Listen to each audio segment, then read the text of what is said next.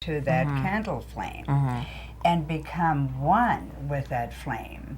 And you will see that flame does a dance. You know how flames are, just kind of does a dance, and you just become one with it.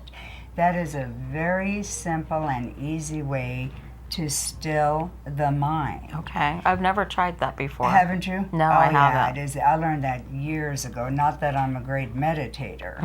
And one of the things that I remember, and I actually pass that on to some of my students, is when you're learning to meditate, and you were talking about stilling the mind, which is very difficult until you get good at it, and you stop that monkey chatter, that monkey mind, is even when you start calming the mind down, there will be thoughts that just, I call them popcorn thoughts, because they're pop, pop, pop, they just pop up.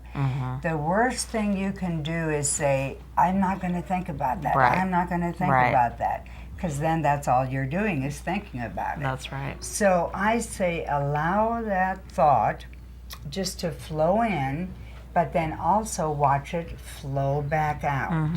You know, let it come in, let it go out. And then continue concentrating on the flame or whatever it is you might be using to help you concentrate. So have you ever tried letting it flow, though, the thought? I try to talk over it with my gratitude. That's how I've learned how to quiet it down. And I've gotten to a point, not that I'm this master meditator, but I have gotten to a point where just the act of that deep breath, that first deep breath and out, I can go right into one. And another good way to breathe, actually, it's supposedly the proper way to breathe is just the opposite of what we all breathe. When we inhale, we go, and exhale, we kind of let our little tummies go out with it, okay? Just the reverse is the proper way to breathe. When you inhale, you let that tummy relax and kind of go out, and with exhale, with every breath that you exhale, you pull the abdomen in. Okay. Have you ever tried that? Yeah, I have. And how do you feel afterward? I feel good. I feel good. Re-energized? Re-energized, but also just the conscious active, or the real intent, the intent, concentration act of the breathing. When you focus on just the act of the breathing, you shut down the chatter in your brain. And, you know, we've learned a lot. Of course, we're still learning in this country. We're a young country. Yeah. There are, we are. You know, practices that have been practiced in other cultures for thousands and thousands of years, and they know something. You know, we're just picking some things up. But you were talking about the monks. Well, one of the things that chanting does is help you do that. If you have a particular chant, which is repetitive. A chant is saying something repeatedly. And a person can make up their own little ditty, whatever it is you want to do. Or and even then like by chanting it, like even like love, love, love, love, raises that vibration, but it also does not allow you to have any other thought in your mind. That kind of a thing. The or word even om. Om, or just humming. Just because it's hard. Do you feel like it's hard to do two things at once, like humming and thinking? Chewing gum and walking. But to keep your mind, that chatter going, if you had something else going on. Well, what that does, when you mention the humming or the chanting, just go ahead and hum a few bars again. Okay. What do you notice? A vibration. Vibrating. It's a vibration of, you know, let's do a show next week on chakras. Okay. Shall we? Yeah. And I'm sure a lot of our viewers know about chakras, but there are probably quite a few that don't. And it's something I am not real clear on yet, so I'd like to... They're energy centers in the body. But when you hum... But what's its purpose? We'll get into that. Yeah, exactly. Okay? When you hum like that, what you're doing, you said you noticed the vibration. You're 100% correct.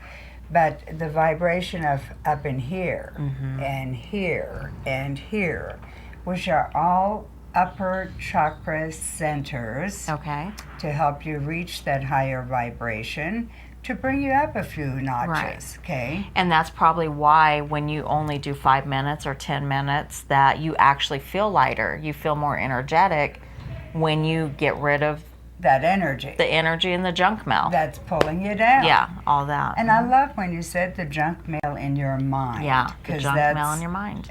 That's right on, Onea. Well, it's a good visual. That's what we're talking That's what about. we're talking girl. Yeah, about. it's a real good visual, absolutely. But So what else is going on? well, it's now summer, and the weather is gorgeous. We were complaining the last couple of shows at how cold it was and the wind, and there's a little bit of wind still, but Not bad. not bad. Not bad. It's actually very lovely. But you know, when we talk about summer, I always think of School's Out for the Summer. Right. What a great old song. It never Yeah, gets old. no, never, does it? never. Especially one of our local boys, whose name I can't think of right now, who did School's Out for the Summer. My God. I don't know. It lives right down there in Paradise Valley. Do you know, Tani? Alice Cooper? Alice Cooper. That's it. How could I forget? I've gone to all of his, well, not all, but for the last 10, 11 years, I've gone to all of his concerts that are called pudding concerts because it's a mixture of talent. Okay. And it always ends with the whole entire audience, thousands of people singing School's Out for the Summer. Awesome. Which, you know, doesn't matter if you're in a wheelchair or if you're young. It's, Right. We can all still relate to it. no Yeah, and matter what everybody knows age, that yeah. song, yeah. But yeah, our weather's been great. We can't complain. And then we've got the 4th of July rodeo days coming up and the parades, and it's Are we Prescott's- inviting everybody up to Prescott, Arizona? and I'm sure they've The got, oldest rodeo in the country. yeah. They sure know when to come because it's packed every year, It but is. Yeah, it is. it's a nice place to be. But it is. It's advertised anyway as the oldest rodeo in the country. Right. It's been going on for, well, however long we've been here and rodeos have been here. Right, exactly. But it's fun. It's a fun time. You know, it's not as much fun as it used to be. Do you remember when they used to have the water gun fights Yes, off the the back water of balloon trucks? fights, yeah. And water guns. They had Right. water balloons, water guns.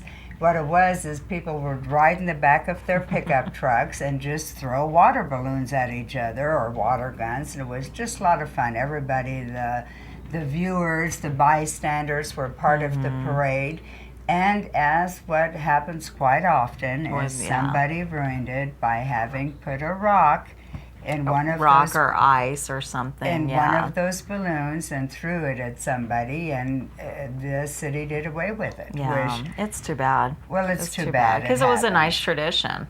And It I was like something, traditions. yeah, and it was something people look forward to, and yeah, that's, We're becoming a tradition. yes, we are. We are in your household, we hope. It is a local tradition, but we have a good time here, and we're very serious when we say anybody who has not come to Prescott, Arizona to enjoy our rodeo and 4th of July holiday time, come on down. It's one big party for a week. Yeah, A solid week. for a it's solid good week, time. yeah. And our weather is beautiful. I don't think you're going to find any better anywhere in the country. No, So not besides really. junk mail, and we are asking if anybody does know how you can stop that, please let us know. Yeah. We'd be grateful. Yeah, And the art of meditation, the art of meditation. which It's just takes practice. takes practice, So thirsty and today. it's just a good way to start your day, and it's a good way to start the momentum for your day and also the people around you. Okay. I always heard, which I also liked, is that prayer is asking. Most people pray Right. asking for something like, oh, dear God, get me out of this. Okay? Right, right. But prayer is asking, and meditation is the art of learning to listen to hear the answer. Yes, that's Because the it's difference. that inside voice, that inner voice. So I think both. Yeah, and that's a good point, because a lot of times we pray for things that are not necessarily good for our situation. And meditation, you receive a message or the stillness, like you say, and That wait inner voice. that inner voice, and you wait for the blessings. that are good due to you. Well, Or don't you feel that inner voice is the proper communication? That, Oh, yeah. That's what guides If you're you truly properly. listening. Yes. if you're truly listening. If you keep the head out of Yeah, it, that exactly. brain, that brain Exactly. that lied to you every time. And okay? those are the difference between praying and meditating, and they're both very important, I think. But the difference of the two is receiving and asking. I feel. And when you said learning to tell the difference, Yes. because that head will take over, the emotions take over. Yes, and the ego. And the ego. That's the hardest. huge. You're Yeah. so right. That ego is the hardest to still, to quiet down of everything. Right. It takes over. The ego Right. runs you. Power tripping, Fear. control, the fear of it all. That's so right. So I think we're on to some good stuff, though. When we've talked about positive thinking, the power of thought, Yes. the creative energy, I think you even brought up one time that self-talk. The self-talk, The yeah. self-talk being so important, what it does to us. I think at least we have a conscious awareness of what's healthy for us and what is not. And as long as we keep sharing that Right. information. But I've got to tell you something. Have you noticed the latest women's fashions? In dresses, like, talk show hosts, people on TV. I honestly don't watch enough of that stuff in the morning because I work during the day. So Well, I've been just paying attention, just really even in the last week. Boring. Back in the 60s, they all had those simple little shift dresses, all sleeveless, all the round little neckline. I'm so old, I had home ec in school. Did you Well, ever I know had that? home ec Did too, you? so. Okay. I don't feel so bad then. But one of our home ec sewing projects was making one of those dresses, okay? Right. And I know our first lady brought the sleeveless dress back into style because she's got nice arms. Right. A lot of us don't. No. But all of a sudden, they're all wearing just these little round necks, straight little dresses, sleeveless. Boring. It's a cycle. Thank goodness. Yeah, it's a cycle. Thank goodness. It'll I'm ready cycle to out get soon. back into tie-dye myself. Not quite, but at least it wasn't boring. Right, And right. then all they can do with that is just change the color. Right. That's true. Onea, girlfriend, let's make a deal that we will never wear one of those boring little dresses on our show. I don't even think we have that in our wardrobe, do we? I don't think it's in our personality. No, not at all. That's what we're I'm talking about.